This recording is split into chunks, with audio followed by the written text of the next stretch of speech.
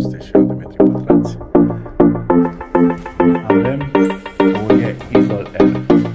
Am recurs la această soluție de folie pentru că nu avem cotă suficientă pentru o izolație mai bună pe parteră, în vedere că clientul nu a pus izolație pe plantă.